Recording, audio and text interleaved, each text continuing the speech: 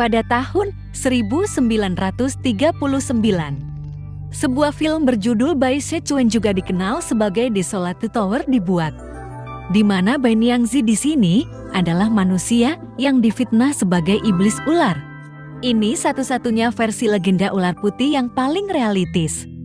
Dan versi terlama yang masih bisa kita tonton karena versi pertama tahun 1926 dan tahun 1927 serta versi Indonesia tahun 1934 dan tahun 1936 sudah tidak ada lagi dokumentasi videonya.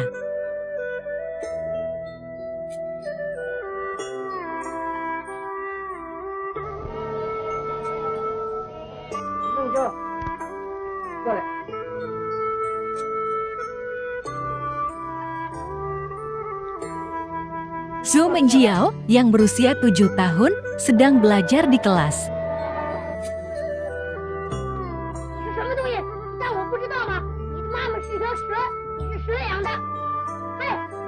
Teman sekelasnya di sekolah mengatakan bahwa ibunya adalah iblis ular.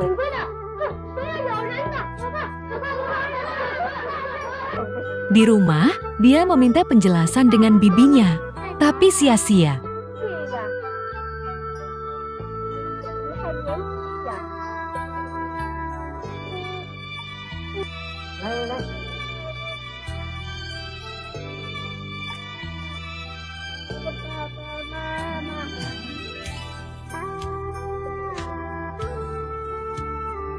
Pelayan Lawang yang tidak tega melihat Menjiao menangis mengatakan bahwa ibunya sedang dikurung di dalam pagoda.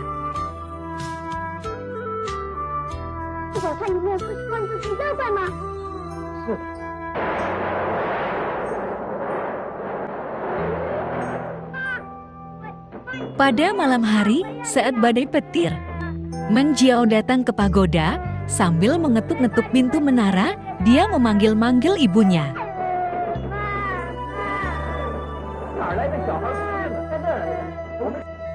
Tangisannya yang menyedihkan membuat para biarawan mendatanginya.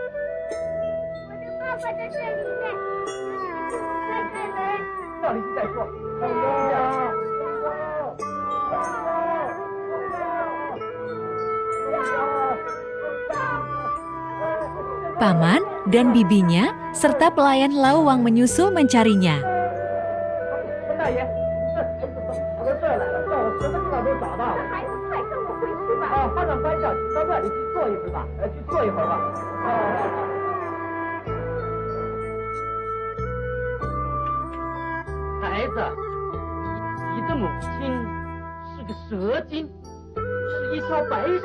Kepala biara memberitahu Zhou Menjiao bahwa jika dia ingin melihat ibunya, dia harus mendapatkan juara sekolah menengah dulu.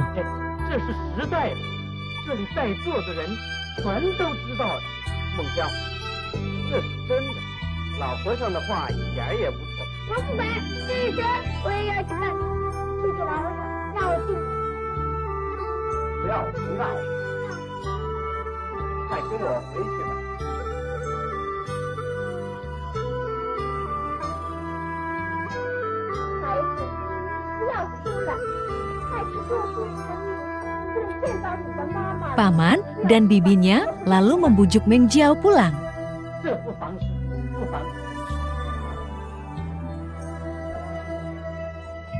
Zhou Menjiao mulai belajar dengan tekun siang dan malam. Tidak terasa waktu berlalu. Zhou Menjiao akhirnya mendapatkan apa yang diinginkannya dan memenangkan juara. Dia bergegas ke pagoda Leifeng untuk bertemu ibunya.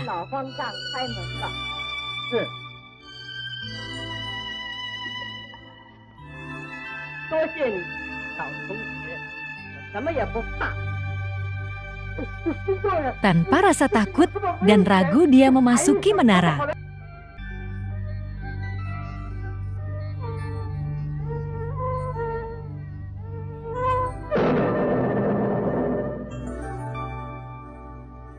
Di dalam menara sungguh sangat kotor, penuh dengan tikus dan ular.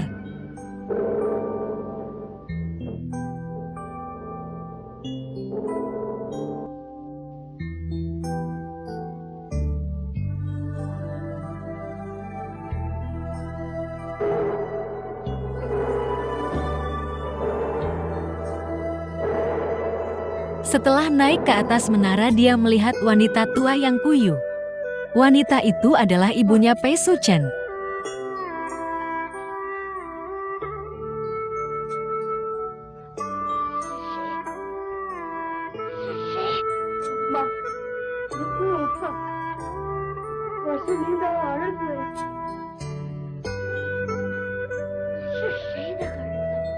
Pei Suchen mengira itu adalah suaminya Susian.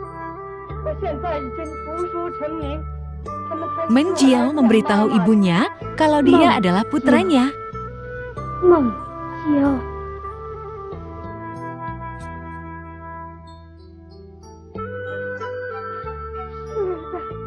Lalu Bei Suchen memeriksa tanda lahir anaknya di bagian leher. Dengan sedih, Bei Suchen lalu menceritakan masa lalunya dan bagaimana dia sampai dikurung di menara.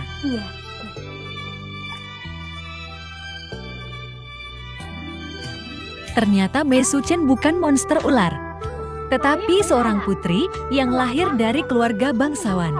Ayahnya adalah kepala prajurit kerajaan. Dia selalu ditemani pelayannya yang bernama Xiao Qing.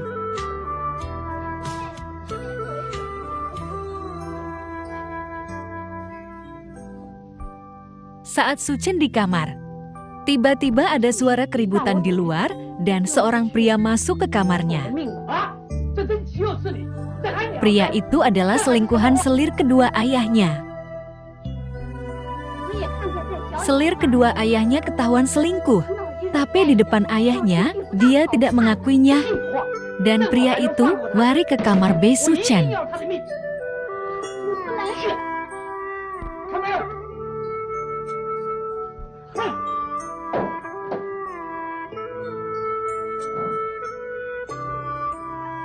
Ketika ayahnya memasuki kamar Bei Suchen, pria itu lari lewat jendela. Adegan ini dilihat oleh ayah yang datang. Dan dia secara keliru mengira putrinya berzina dengan pria itu.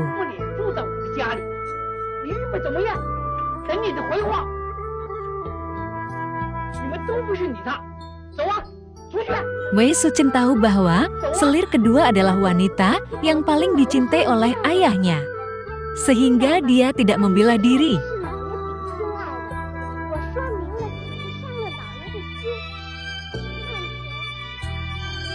Dan demi menjaga martabat ayahnya, dia terpaksa akan bungkam. Xiao Qing sangat kesal karena majikannya menutupi kebenaran. Sementara itu, Fahad, teman ayah Pei Suchen, memanasi kalau masalah ini tidak bisa dibiarkan karena akan memalukan reputasi keluarga yang terhormat.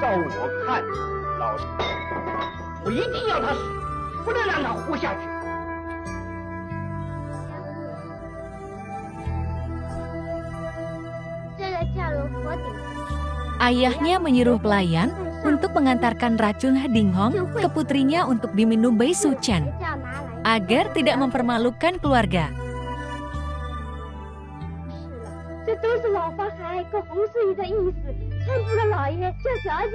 Bei Suchen sangat terkejut dan tidak menyangka ayahnya menginginkan kematiannya.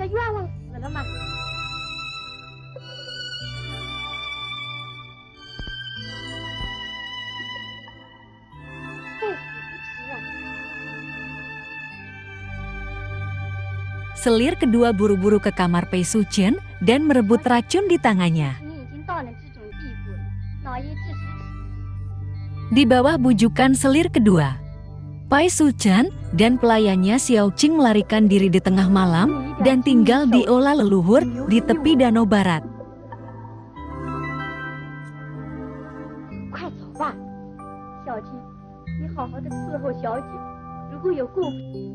Setelah festival Qingming, Xu Xian yang kembali dari membersihkan makam, pergi ke aula leluhur untuk berlindung dari hujan.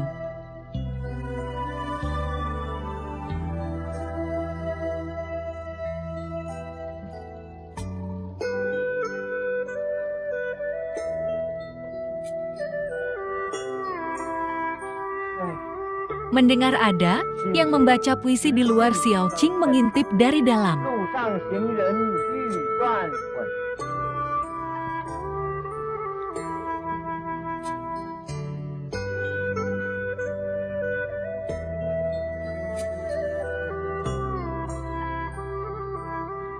Xiao Qing memberitahu kalau majikannya sedang sakit. 是那什么病？他心里烦闷，又受了点风寒。 Xu Xian lalu menawarkan diri untuk memeriksa Pei Suchen. Melihat Pei Suchen berbaring di tempat tidur, dia memeriksa nadinya dan memberikan obat.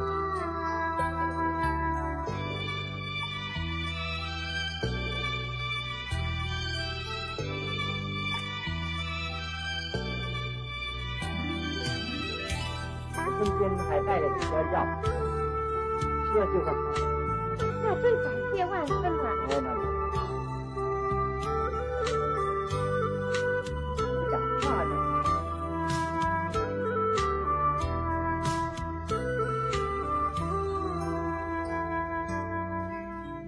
Xiao Qing bertanya dan mengetahui bahwa Xu Xian telah kehilangan kedua orang tuanya dan hidup miskin. 让我不要走。 Sedangkan Pei Suchen kesepian sekarang.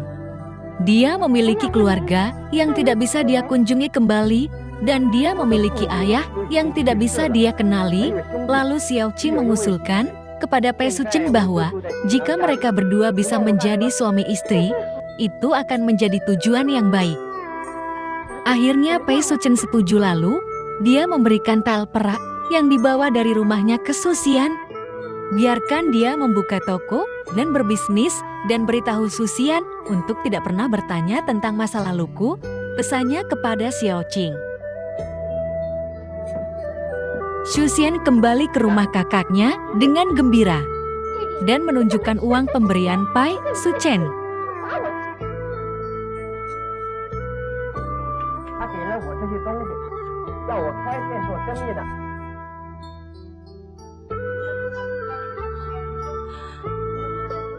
Kakak ipar laki-laki Xu Xian berpikir bahwa tael perak ini berasal dari jalan yang salah. Dan kemungkinan besar uang itu terkait dengan keluarga pejabat. Lalu menyuruh petugas untuk membawa Xu Xian pergi ke tempat asal uang itu. 县太爷要全力去谈几句话。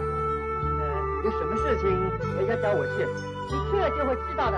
总捕头叫你把那把银子也带来。好，我知道。请诸位外边坐一坐，我立刻就走。好。 Xu Xian khawatir pengalaman hidup Pei Suchen akan terungkap. Jadi dia menitipkan surat kepada pelayan untuk menyuruh Pei Suchen dan Xiao Qing segera melarikan diri.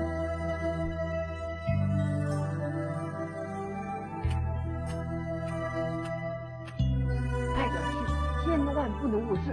啊，是了，我知道。姐姐，衙门里叫我去，我走了。 放心好了，有你姐夫在那儿，没有什么要紧的。 我也不怕什么。 Xu Xian lalu membawa para petugas ke aula leluhur di tepi danau barat. 就是这儿吗？ Mereka menggeledah semua tempat, tapi tidak menemukan siapa-siapa. 好吧，到衙门里再说吧。带下去。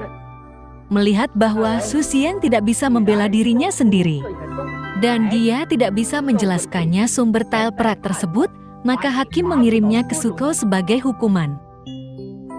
所以叫你离开此地，苏州这地方也很不备开一下，就可以回来。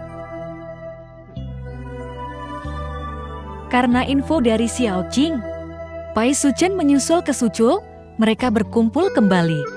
Lalu Xu Xian membuka toko obat di Suzhou. Mereka telah menjalani kehidupan suami istri yang bahagia dan stabil.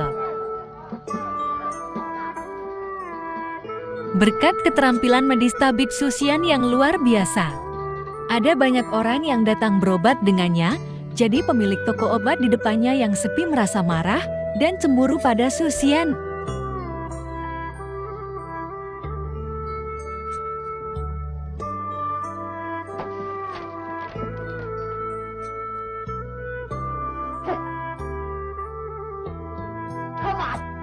宝贝的生意都给他们抢光了。花胜过杭州的花，只有你才配戴这枝花。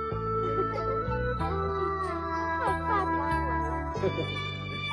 官人，您是杭州这些日子是想念杭州吗？ Peresokannya saat Susian dan para pegawai mau membuka toko obat.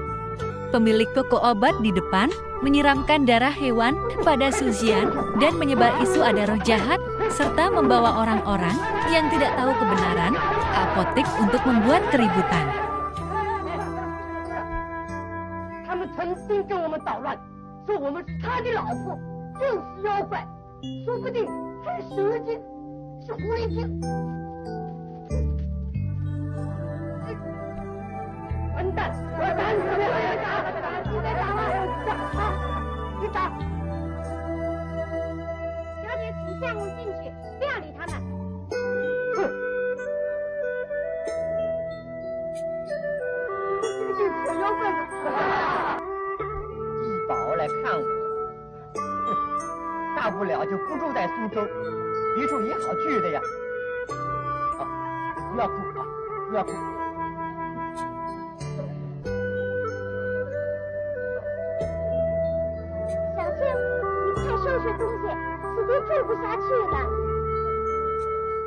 Sejak itu, toko obat Susian menjadi sepi, dan karena tidak tahan dengan fitnahan mereka, akhirnya Susian membawa Pai Suchen dan Xiao Qing pindah ke Senjiang.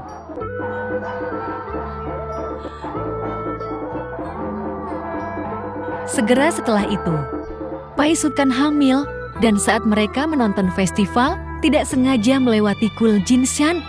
Tanpa diduga, mereka bertemu Fahai di kuil Jinshan tersebut. Rahib Fahai adalah temannya ayah Pai Suchen yang ketika tahu putrinya melarikan diri, dia mempercayakan Fahai untuk menemukan dan meracuni Pai Suchen demi memperbaiki nama baik keluarga. Fahai datang menemui Susian, lalu dia berbohong bahwa Pai Suchen adalah roh ular di Danau Barat. Dia membawa Susian ke kuil Jinshan.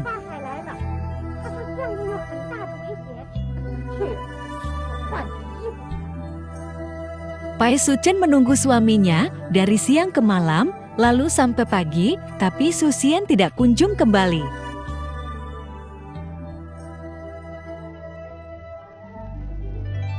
Suchen dan Xiao Qing pergi ke kuil Jinshan untuk menemui Fahai. Fahai berkata bahwa aku mencoba untuk melindungi reputasi keluargamu dengan mengatakan kamu adalah siluman ular. Ayahmu telah memberitahuku bahwa begitu aku menemukanmu, dia akan membiarkanmu bunuh diri dengan meminum racun. Tapi aku seorang biarawan, miliki kebajikan hidup yang baik, selamatkan hidup Anda. Saya hanya berharap Anda bisa pergi sesegera mungkin.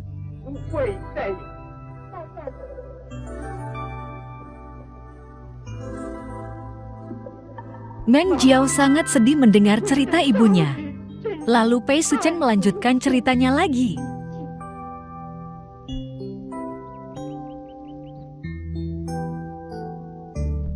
Pai Suchen ingin mati. Tetapi setelah memikirkan anak di perutnya, dia terus tinggal di Senjiang. Beberapa hari kemudian, saat mereka berdua berjalan di Danau Barat, mereka melihat Susian di kejauhan. Ternyata Susian dibebaskan oleh Fahai. 这才是狭路相逢呢，不知道他还愿意见我吗？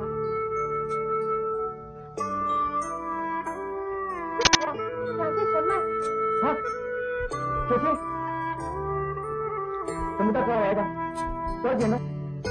Saat Xiao Qing berbohong soal kematian Suchen, 我也来了。 Susian ingin bunuh diri. 慢着，安娜。 Lalu Xiao Qing menunjukkan kalau Suchen ada di sana. 啊，素贞，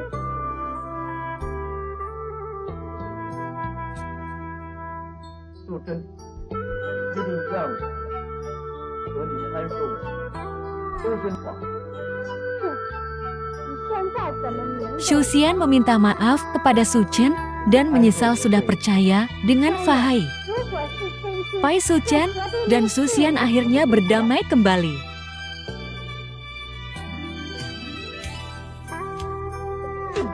ayah Pai Suchen sangat marah ketika dia mengetahui dari Fahai kalau putrinya sudah menikah dan sedang hamil. Dia merasa bahwa kehidupan putrinya adalah aib bagi keluarga dan memalukan keluarga Pai. Fahai menyarankan agar Pai Suchen dipenjara di pagoda Leifeng atas nama iblis pada bulan purnama. 镇压妖魔不能看，好极了，好极了！我现在家赚12000两。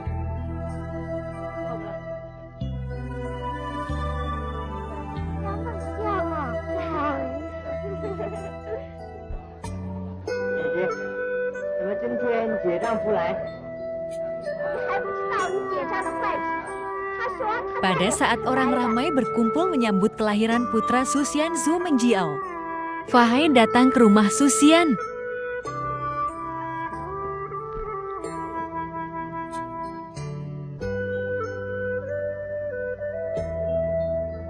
我知道你是不会认。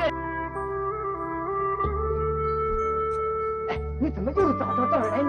现在正好报答他的冤恨，你们前世的冤孽。法海和尚来了，他要见见你，有几句话说。说些什么？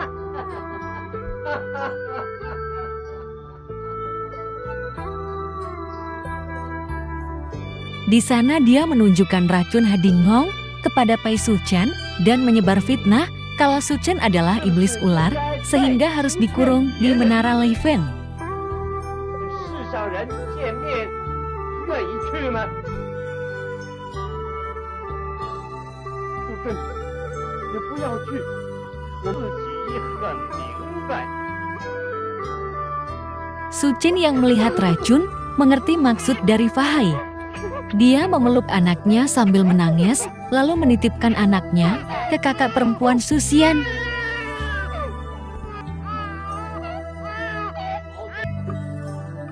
Untuk menjaga rahasia perselingkuhan selir kedua, Pai Suchen harus menyembunyikannya sepanjang waktu, jadi dia hanya bisa menurut memasuki pagoda Leifeng. 小姐，看着，小姐，我也进去，扶着你。到时候了，好了，进去吧。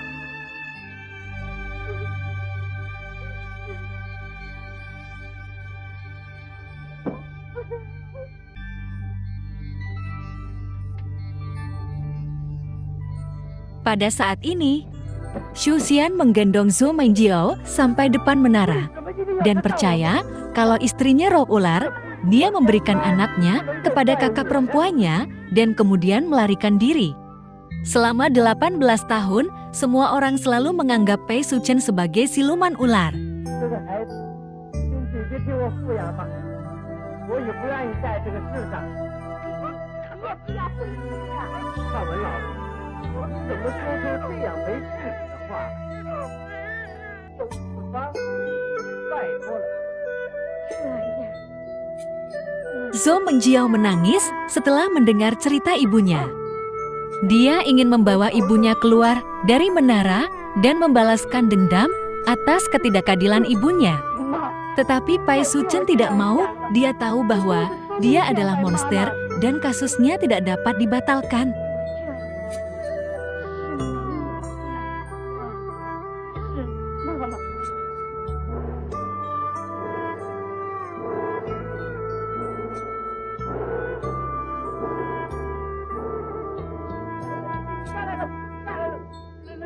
Menjiao meninggalkan menara dengan hati sedih. 变乖了，怎么样了？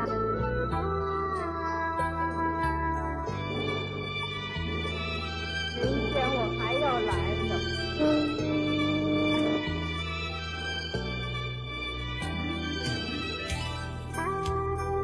Suchen melihat rombongan putranya telah pergi dari atas menara. Karena takut mempengaruhi masa depan Zhu Menjiao, Suchen memutuskan melompat bunuh diri dari menara.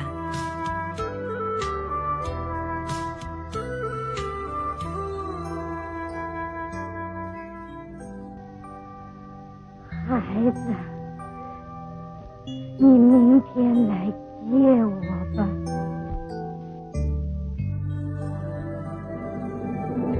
Adaptasi legenda ular putih versi ini bisa dikatakan belum pernah terjadi di versi-versi film lainnya. Karena di versi inilah satu-satunya cerita tentang Pai Sucin yang hanyalah seorang manusia biasa tetapi difitnah sebagai siluman ular putih.